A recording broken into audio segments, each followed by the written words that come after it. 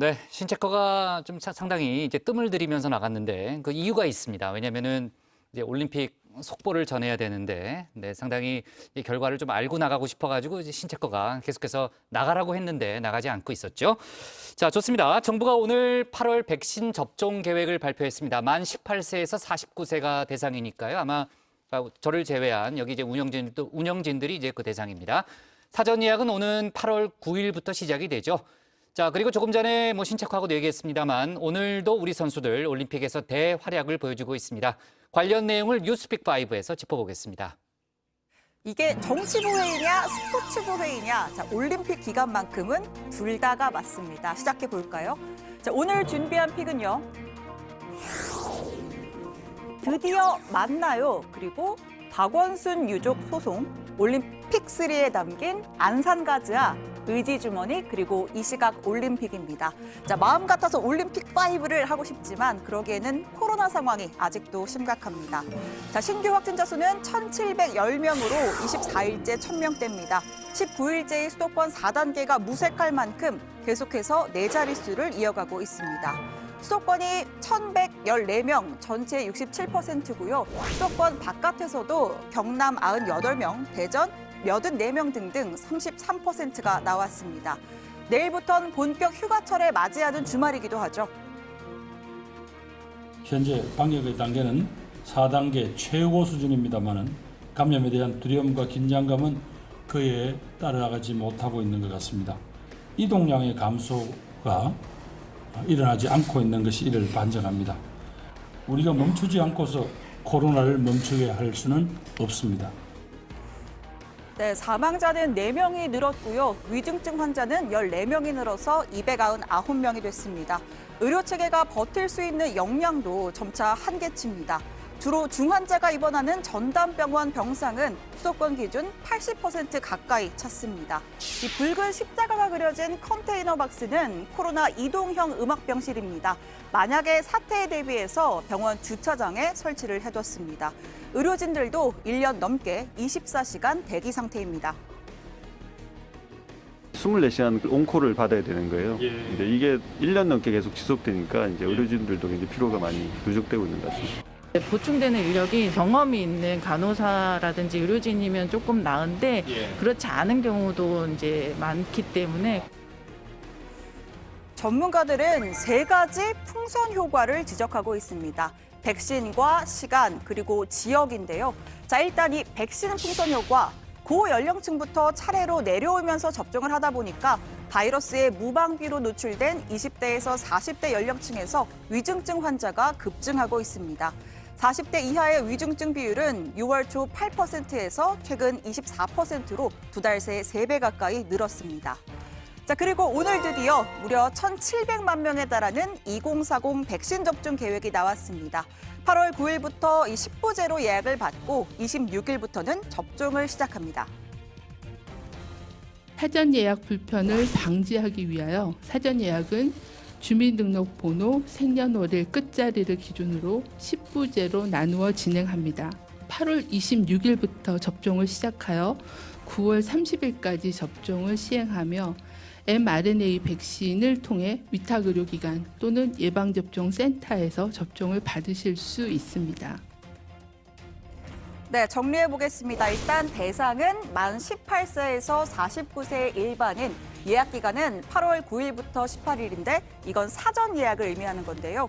주민등록번호 생년월일의 끝자리를 기준으로 10부제 예약을 받습니다. 예를 들어서 생년월일 끝자리가 숫자 1이라면 8월 11일에 예약이 가능하고 끝자리가 5라면 8월 15일에 예약을 할 수 있는 겁니다. 백신의 종류는 이 화이자나 모더나 같은 mRNA 백신을 맞게 되고요. 접종 일시는 8월 26일부터 9월 30일까지입니다. 자, 그런데 이 접종 효과는 최소 과반 이상이 접종을 해야 나온다고 하죠. 4차 대유행의 중심인 2040 감염 위험 8월 내내 지속될 것으로 보입니다. 한편 수급 불안정 우려가 나왔었던 모더나 백신 8월 중에 980만 회분이 도입될 예정이라고 합니다. 뜻밖의 공급 지연에 50대 후반은 대부분 화이자로 교체, 또 접종 일정도 수차례 조정된 바 있습니다. 이에 정부는 분기별 물량이 제때 도입되지 않은 경우는 없다면서 수급 불확실성을 줄이기 위해 최선을 다하겠다고 했습니다. 8월 6일 또는 7일에 모더나 백신 130만 회분이 국내에 공급될 예정이며 이와는 별도로 8월 중에 공급 물량 850만 회분이 제때 도입되도록 협의가 마무리되었음을 밝혀드립니다. 네, 두 번째 풍선 효과는 시간 풍선 효과인데요. 저녁 6시 전에 4명, 6시 후엔 2명까지만 모일 수 있다 보니까 최근 들어서 낮술을 하는 사람들이 늘고 있다고 합니다. 자, 이렇게 화난 대낮에 경찰이 음주운전 단속을 벌이고 있는데요.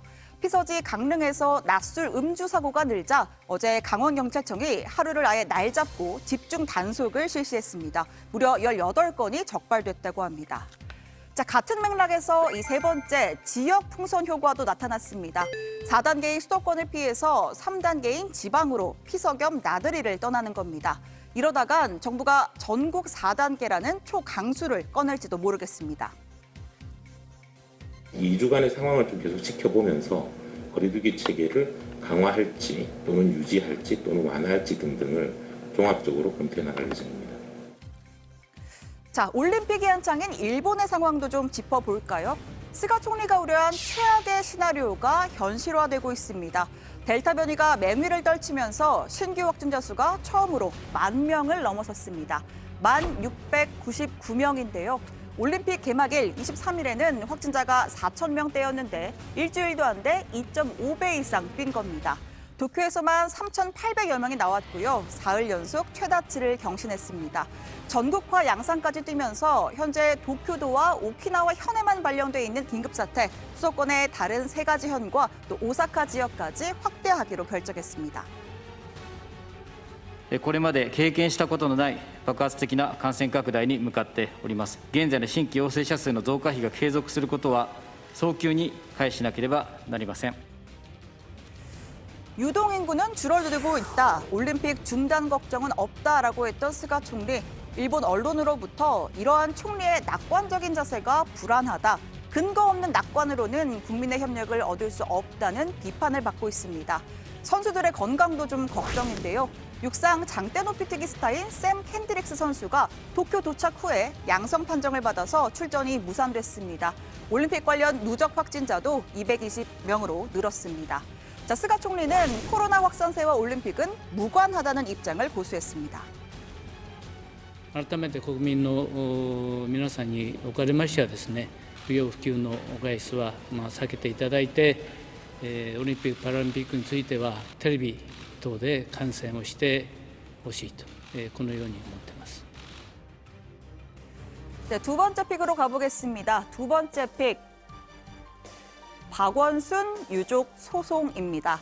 고 박원순 전 서울시장의 부인 강난희 씨가 박 전 시장의 성추행 사실을 인정한 국가인권위원회를 상대로 결정 취소하라 행정소송을 낸 사실이 확인됐습니다. 인권위가 피해자의 주장만 받아들였다라는 주장인데요. 나의 남편 박원순은 그런 사람이 아닙니다. 40년을 지켜본 내가 아는 박원순 정신의 본질은 도덕성입니다. 저는 호흡을 가다듬고 신발끈을 동여매고 천천히 무엇을 어떻게 해야 그를 끝내 지킬 수 있을지 고민하고 행동할 것입니다. 네, 이 내용 지난 2월 달에 부인 강난희 씨가 쓴 손편지로 알려져 있습니다. 내 남편은 그럴 사람이 아니다. 그의 본질은 도덕성이고 그를 지킬 수 있도록 행동하겠다라고 했습니다. 그 고민 끝에 나선 행동이 인권위를 상대로 한 행정소송인 듯하죠. 자, 지난 1월 국가인권위원회는 직권조사를 통해서 박 전 시장의 행동이 성희롱에 해당한다라고 판단했습니다. 늦은 밤 피해자에게 부적절한 메시지와 사진, 또 이모티콘을 보내고 집무실에선 불필요한 신체 접촉이 있었다는 피해자의 주장 사실로 인정했습니다.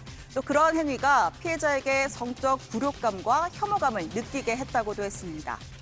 이 당시에 피해자를 피해 호소인이라고 부르면서 2차 가해 논란을 일으킨 민주당 지도부도 이러한 인권위의 결정에 고개를 떨구게 됐죠. 고인에 대한 의혹이 불거졌는데 그건 예의가 아닙니다. 그런 걸 이 자리에서 예의라고 합니까? 그걸 최소한도 가릴 게 있고. 내부 상황은 혹시 어떤지? 자식 같은 일하고. 반복된 사건에 무거운 책임감을 느낍니다.